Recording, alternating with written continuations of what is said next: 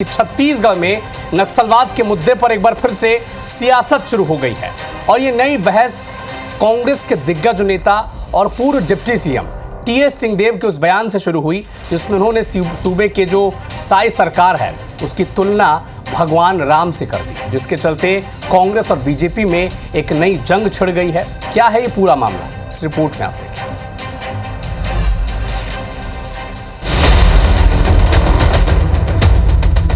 रावण को भी संदेश भेजा होगा कि शांति के रास्ते को अपनाओ, मुख्य धारा में आओ। नहीं माने फिर राम जी ने शस्त्र उठाए। वो उनकी व्यक्तिगत विचार है। वो तो कई बार 2014 से 16, 18, 20, 22, 24 अब 26 हो गया।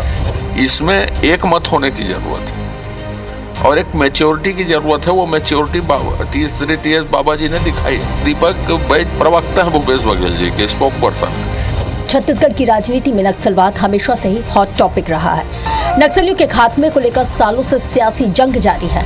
अमित शाह की डेडलाइन के बाद नक्सल मोर्चे पर जवान एक्शन में हैं और नक्सली बैकफुट पर हैं। अब सूबे के पूर्व डेप्यूटी सीएम टीएस सिंहदेव ने सरकार के नक्सलवाद के खिलाफ अभियान की तारीफ क्या की, नई सियासी बहस छिड़ गई है।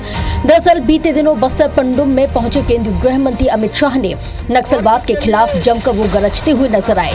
उन्होंने नक्सलियों से हथियारों को छोड़कर मुख्य धारा में शामिल होने की अपील की थी। वहीं उन्होंने 2026 तक छत्तीसगढ़ से नक्सलवाद को खत्म किए जाने का ऐलान भी किया। सरकार की नक्सल खात्मे के इस अभियान को टीएस सिंहदेव ने भगवान राम के असुरों से संहार किए जाने की तुलना की है। सुनिए उन्होंने क्या किया। समझाया होगा ना, रावण को भी संदेश भेजा होगा कि शांति के रास्ते को अपनाओ, मुख्य धारा में आओ, शांति में आओ। नहीं माने फिर राम जी ने शस्त्र उठाए। सेम कि पहले आइए, मुख्य धारा से जुड़िए, नहीं मानेंगे तो चर्चा करेंगे आपसे। बात करने के बाद हथियार उठाते रहेंगे तो फिर हथियार का जवाब हथियार से ही देना पड़ेगा। टीएस सिंहदेव के बयान पर अब सियासत शुरू हो गई है और कांग्रेस बीजेपी आमने सामने आ गई है।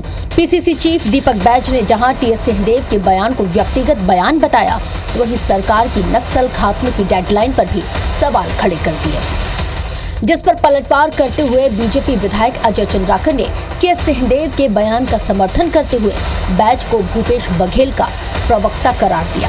वो उनकी व्यक्तिगत विचार है। गृह मंत्री जी 2026 का टारगेट लेके चल रहे हैं। वो तो कई बार 2014 से 16, 18, 20, 22, 24 अब 26 हो गया।